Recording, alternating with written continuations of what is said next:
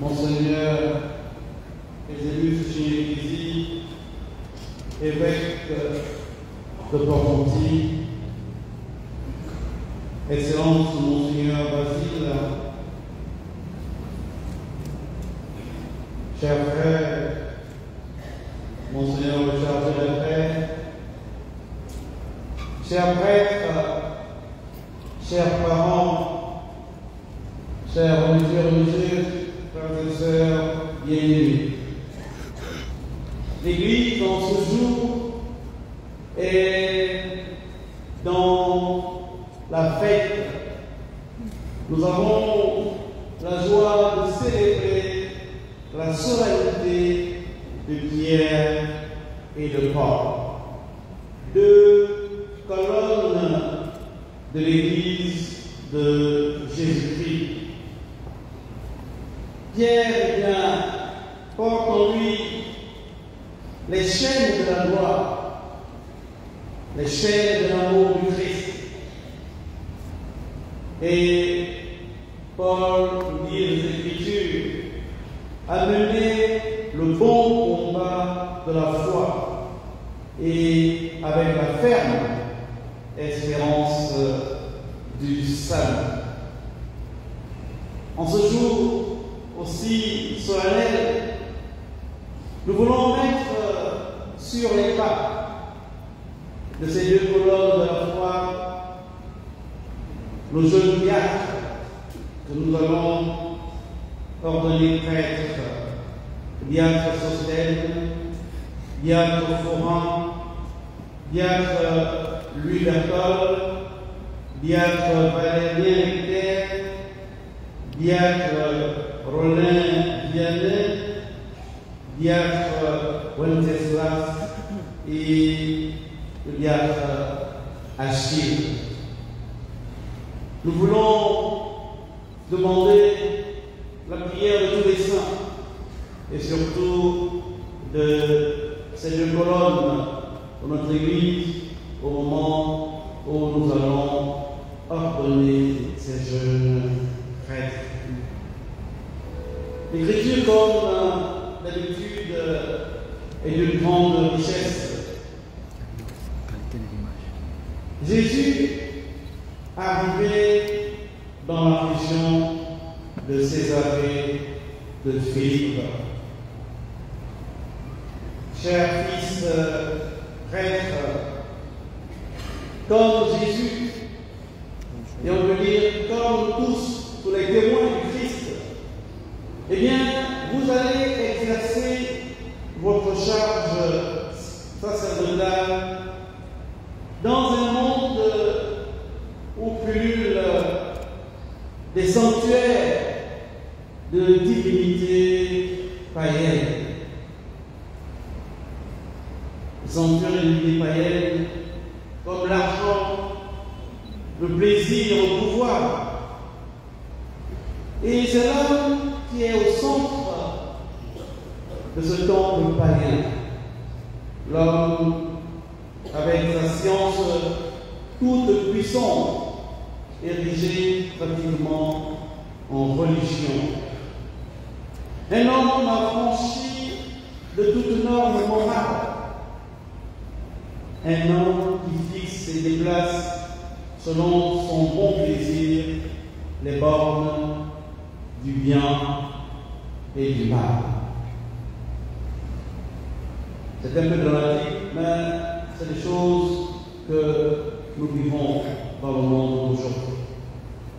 Alors, quelle place que l'on doit voir le Fils de l'âme dans un tel environnement? Autrement dit,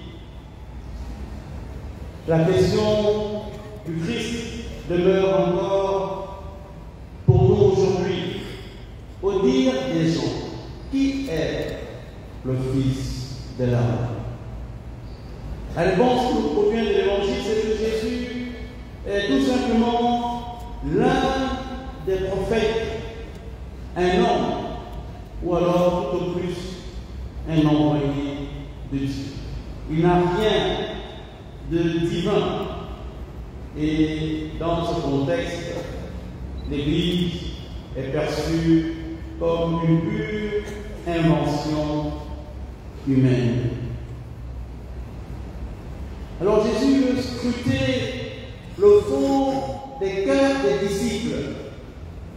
Et vous, que dites-vous? Pour vous, qui suis-je? Jésus invite les disciples à se prononcer quant à l'identité du Fils de l'homme, ou tout simplement, il nous invite à défendre sa divinité. Pour Pierre, Jésus est le Christ. C'est donc loin de Dieu, annoncé par les prophètes et qui était attendu et espéré par le peuple élu à la fin des temps. Cette affirmation exprime l'adhésion à la personne de Jésus, dans lequel les apôtres se confient désormais et en qui ils mettent toute leur espérance.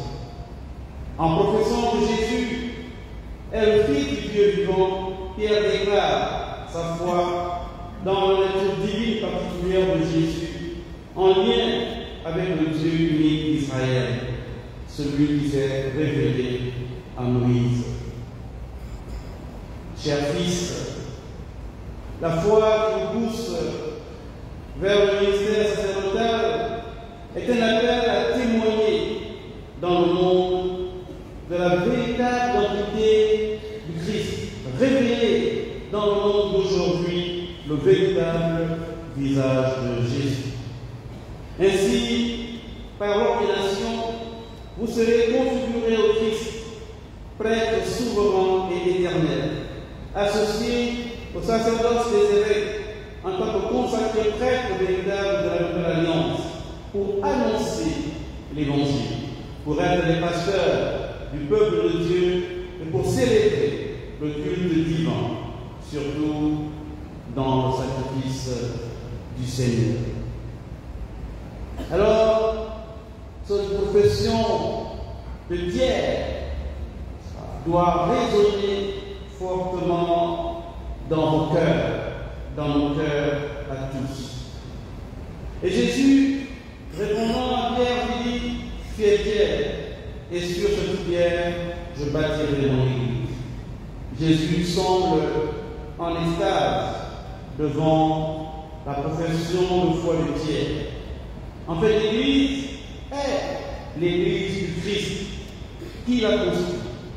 Et Pierre, avec sa profession de foi, reste un instrument pour la fondation de celle-ci. Chers fils, le prêtre est appelé de manière particulière à être une pierre indispensable dans la construction de l'Église, considérée comme assemblée convoquée par Dieu. Aimer le Christ, servir le Christ, c'est aussi aimer et servir l'Église du Christ, avec les autres pierres que sont vos frères et sœurs qui forment l'Église entière, la fraternité, le soutien et l'estime réciproque, la solidarité et le respect en seront le ciment véritable. Le Christ ajoute en parlant de l'Église: la puissance de la mort ne l'emportera pas sur elle. Voici une affirmation qui nous réconforte en ces jours difficiles et qui nous invite à la sérénité. En effet, malgré la faiblesse humaine de Pierre, malgré les chaînes hideuses du péché et l'abandon des membres, l'Église respire toujours de la vitalité et de la beauté du Dieu vivant, et les portes de l'enfer ne prévaudront pas sur elle. En conclusion, le Christ dans la première mission: je te donne les clés du royaume des cieux. Non à la manière des pharisiens, dont le Christ dit: vous fermez la clé, le royaume des cieux devant les hommes. Vous-même, vous n'y entrez pas, et ne laissez pas entrer ceux qui veulent entrer. Ces clés-là, il vous les donne à la manière du Saint-Curé d'Ars, un pasteur. Celui-là qui dit à cet enfant, lui a montré le chemin de Ars. Le Saint-Curé d'Ars dit, je te montrerai le chemin du ciel. Et le prêtre est un pasteur qui indique, oriente par sa vie, par sa parole, vers les cieux nouveaux et la terre nouvelle. Il remet ses clés à Pierre comme un portier, une clé pour fermer, lier, et l'autre pour ouvrir, bénir. Entrer dans le royaume de Dieu, c'est participer à la construction d'un monde nouveau, plus juste et plus fraternel, où tout le combat pour la justice et la solidarité prennent une valeur éternelle.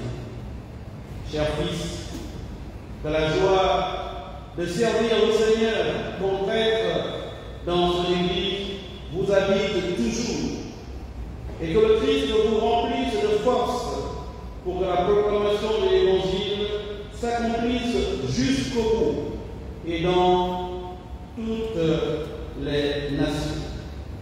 Que la Vierge, Mère des prêtres, vous accompagne et vous soutienne durant toute votre vie et votre ministère. Au nom du Père et du Fils et du Saint-Esprit. Amen.